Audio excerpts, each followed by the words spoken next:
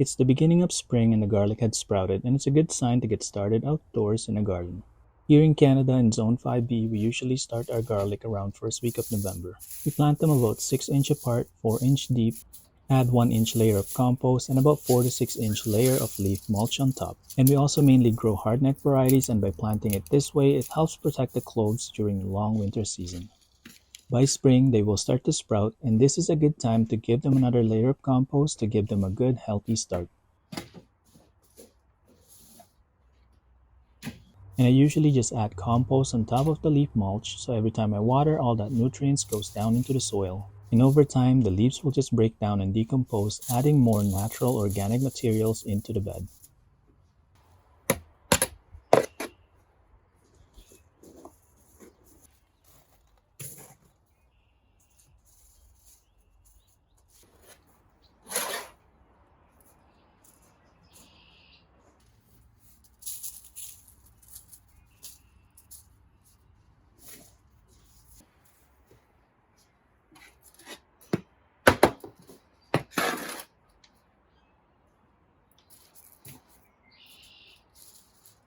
Garlic is low maintenance. You just have to water once a week, maybe twice if you're in a dry area. And you just have to add compost or a balanced fertilizer once a month. And when you're closer to harvest time, you want to stop watering about a week before harvest. This will allow the bulbs to dry and preserve much longer.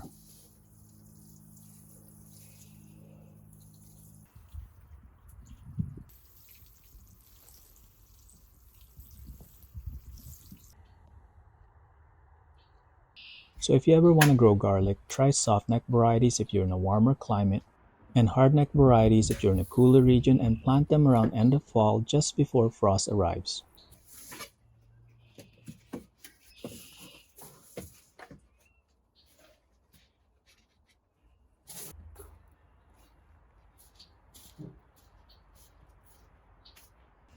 Around first week of April, when the ground can be worked on, we usually extend our season by planting cool crops. If you're in a short season climate like I am, this is one way you can get more out of your growing season. To start, you want to make sure you can work the ground and it's no longer frozen. If it's still frozen, you can cover your bed with black fabric and plastic on top. This will help heat and thaw the ground so you can start growing within a couple of days. Afterwards, you can start applying a layer of compost to enrich and add nutrients into the soil for fresh new growth. I do have a lot of beds and containers to work with, so oftentimes I run out of my own compost, and I do have to purchase some from the store. But when I do, I make sure I use organic compost with worm castings. I apply only 1 inch layer of compost and spread them out evenly. When the bed is ready, I flatten the top of the soil and create a shallow channel using a straight stick. This gets me really organized so I can visibly see how much distance I have per seed.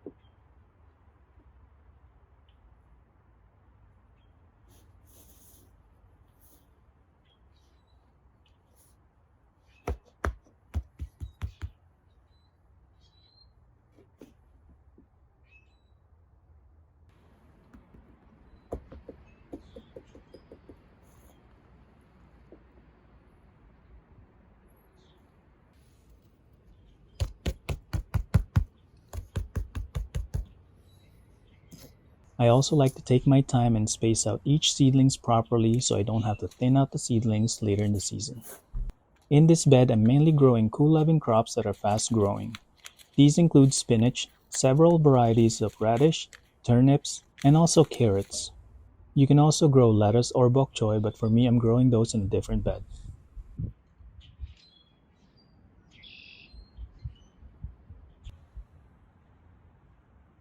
Once the seeds are set, I tap on the soil so it lightly covers the seeds.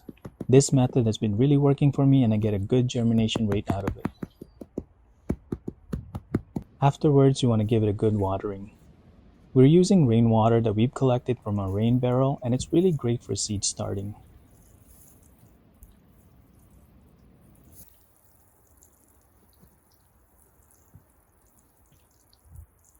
And since it's still kind of cold around this time and our temperature can still dip below zero, we need to protect our seedlings.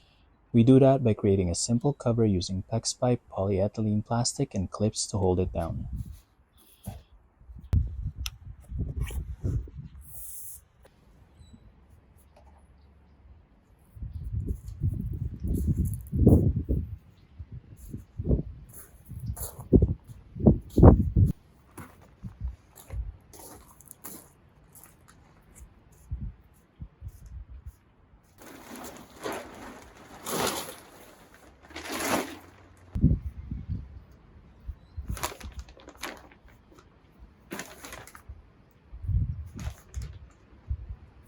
And this cover also helps with germination because it keeps all the moisture in, so you only have to water once a week.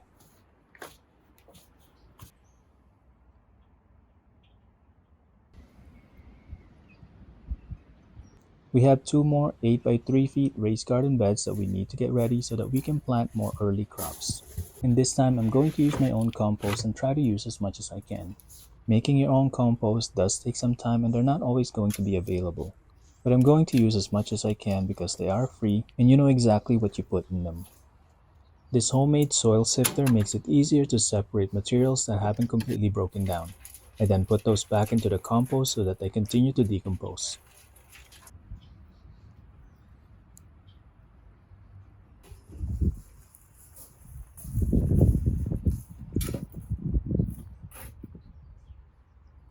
Similar to the other bed, I'm only adding about 1 inch of compost. What I like about homemade compost is that it's natural and it gives the seedlings a strong boost.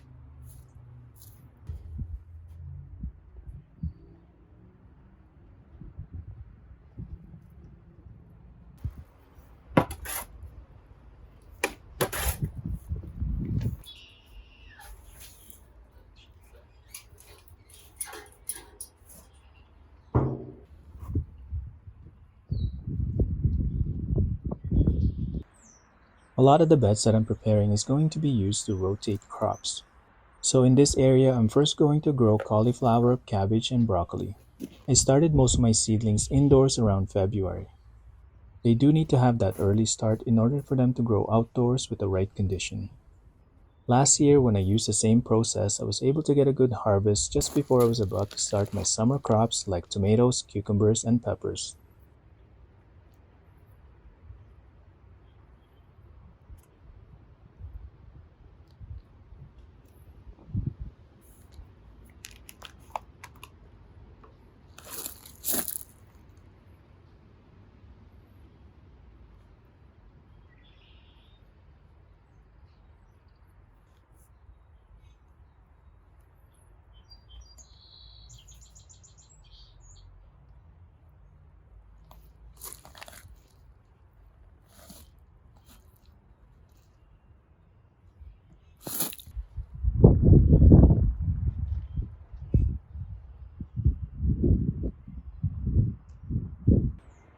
I'm trying to be more mindful of how much space each plant needs. So vegetables like cauliflower and cabbage will take up a lot of room when they fully mature. A good spacing for these will be about 12 to 18 inch apart, which gives them plenty of room to grow.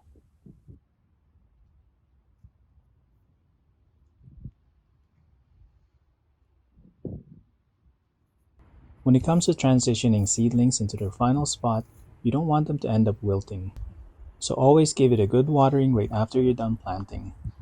And one thing that really helps is timing. You want to plant them either early in the morning or late afternoon. You can also plant them when there's overcast in the sky or during light rain. It's best to avoid transitioning seedlings during hot sunny days because the heat of the sun can really cause stress to a plant that hasn't established yet. Even though these plants can handle low temperature, I'm still going to add row covers. These will provide sufficient protection during unexpected frost. In our location around April, the temperatures can still dip below 0 degrees Celsius during nighttime. On this side of the garden bed, I'm going to plant a mixture of vegetables.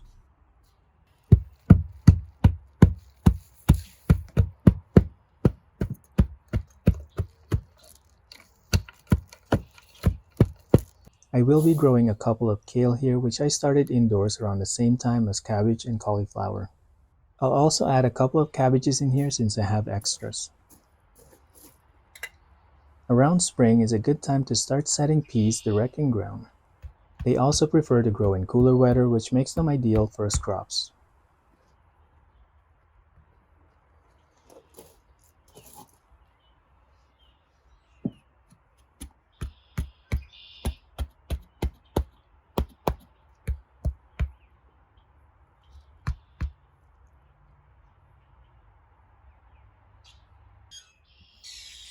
As much as possible, we try to save our own seeds, so we let a few pea pods dry up on a vine and store them indoors during winter.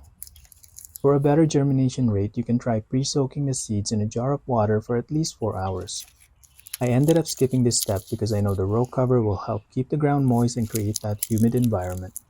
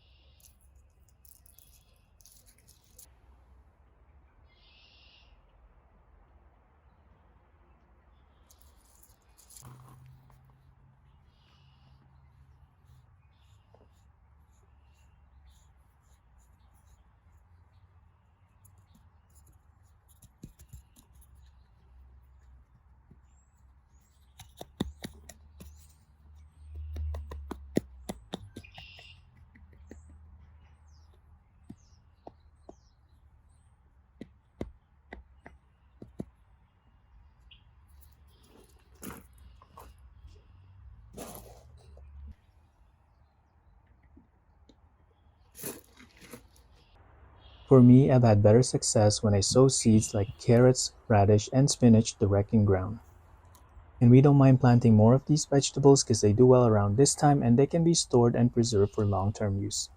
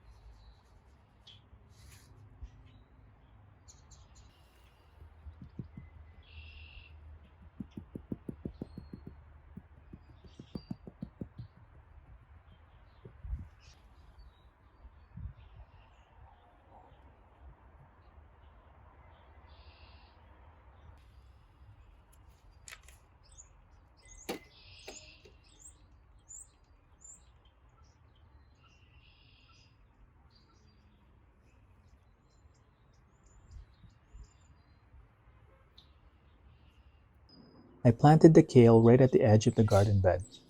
They're the only plant that will make it through the end of the season and they also have a great chance of surviving winter.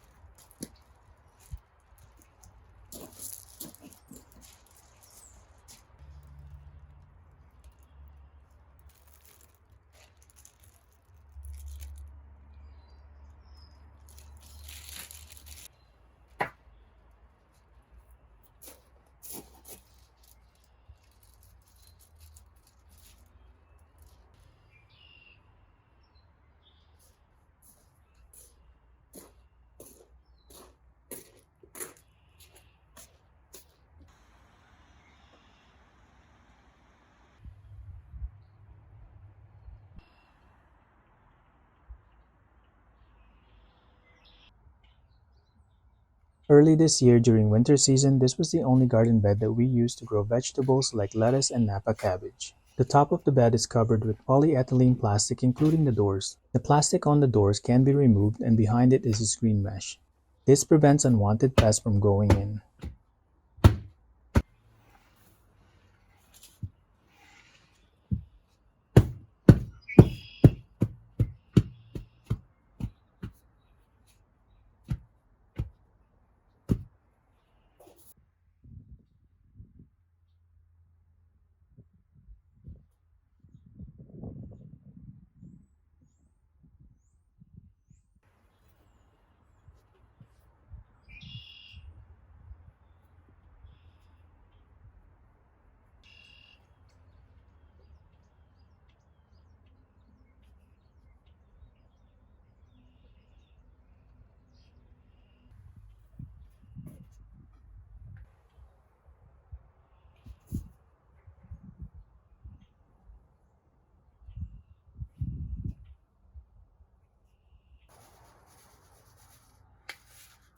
And we mainly grow either leafy greens or root vegetables, so no pollination is actually needed.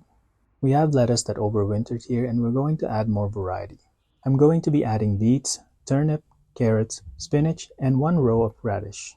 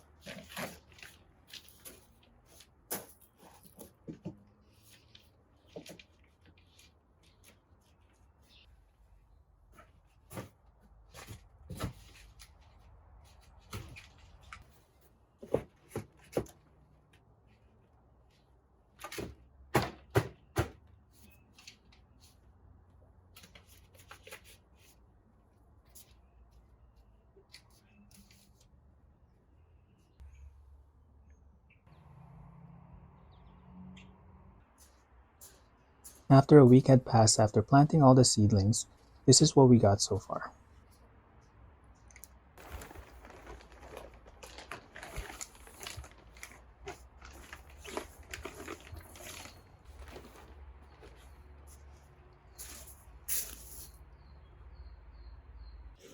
These vegetables are really enjoying the cool season, and I always see them grow the best around this time.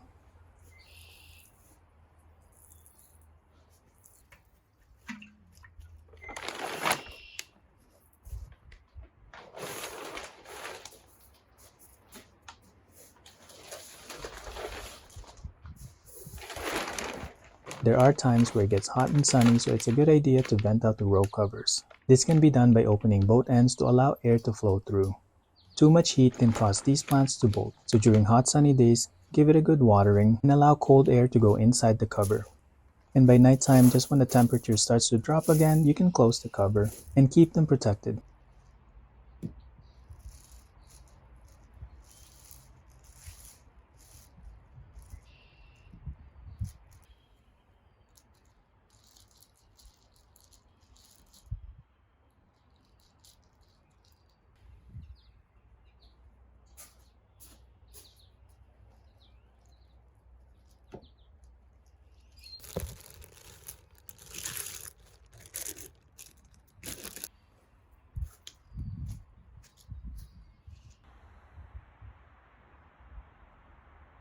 The garlic continues to grow nice and healthy, so I'll continue watering once a week and apply compost once a month.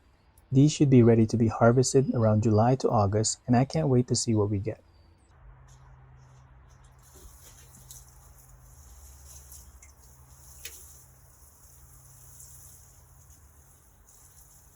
Thanks for watching and follow along for more.